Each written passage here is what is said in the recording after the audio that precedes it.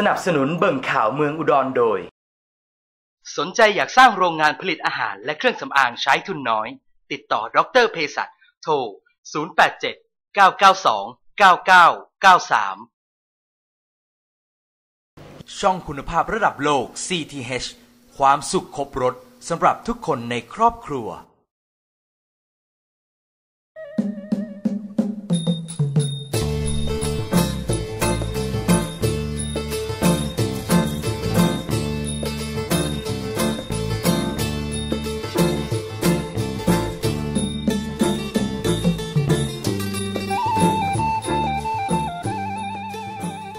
เมื่อหากว่าจะพูดถึงคำว่าทะเลหลายคนจะบอกความหมายว่าเป็นพื้นที่ที่มีความกว้างใหญ่สุดลูกหูลูกตาแต่หากว่าเมื่อเอ่ยถึงทะเลบัวแดงที่หนองหานนั่นคือพื้นที่ของต้นบัวสายน้ำที่มีความเก่าแก่ที่มีรากเหง้ามาจากประเทศในตะวันออกกลางในสมัยก่อน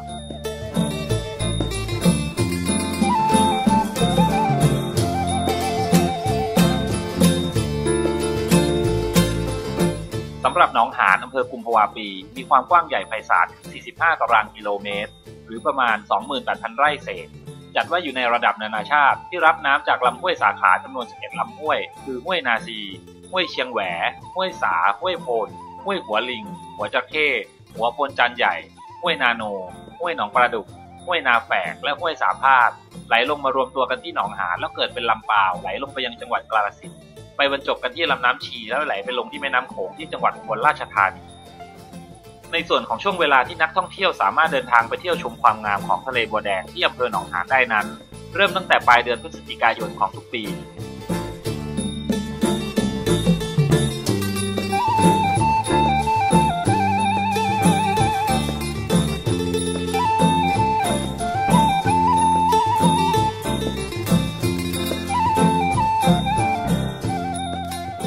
ทะเลบัวแดงเป็นแหล่งชุ่มน้ำทางธรรมชาติที่สำคัญของจังหวัดอุดรธานีและภาคอีสานโดยดอกบัวแดงที่เกิดขึ้นในหนองหานอำเภอกุมภาวาปีจังหวัดอุดรธานีมีคุณลักษณะที่มีความเป็นพิเศษในตัวคือตัวดอกบัวจะมีสีแดงอมชมพูและมีกลิ่นหอมกรุ่นอ่อนๆยามเมื่อบานเต็มที่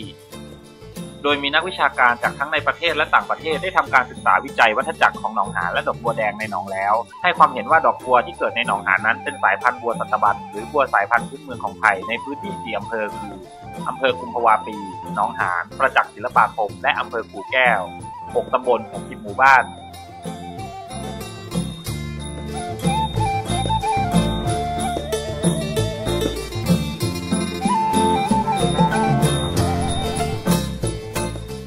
ที่หนองหานอำเภอกุมภาวาปีนอกจากที่จะเป็นแหล่งชุ่มน้ำทางธรรมชาติแล้วก็ยังเป็นแหล่งน้ำธรรมชาติที่มีความอุดมสมบูรณ์ด้วยพันธุ์ปลาพันธุ์นกมากกว่า200ชนิดและพืชน้ำอีกจำนวนมากให้ชาวพื้นบ้านที่อาศัยอยู่โดยรอบหนองหานได้พึ่งพาเป็นแหล่งอาหารแล้วนั้นยังเป็นแหล่งสำหรับการศึกษาระบบนิเวศทางธรรมชาติที่สำคัญของนักวิชาการด้านนี้อย่างมาก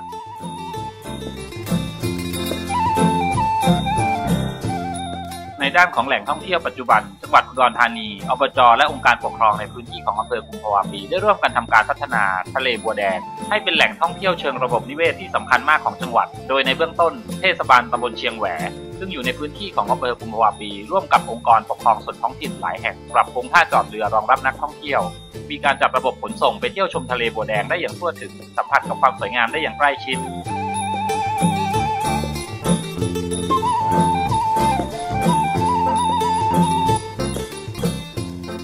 สามารถติดต่อสอบถามที่สำนักงานท่องเที่ยวแห่งประเทศไทยสำนักงานจังหวัดอุดรธานีหมายเลขโทรศัพท์ 042-325-406-7 ได้ทุกวันและเวลาราชการ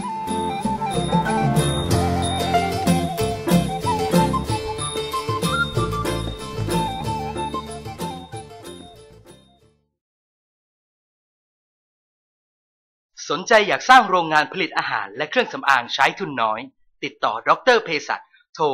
0879929993ช่องคุณภาพระดับโลก CTH ความสุขครบรสสำหรับทุกคนในครอบครัว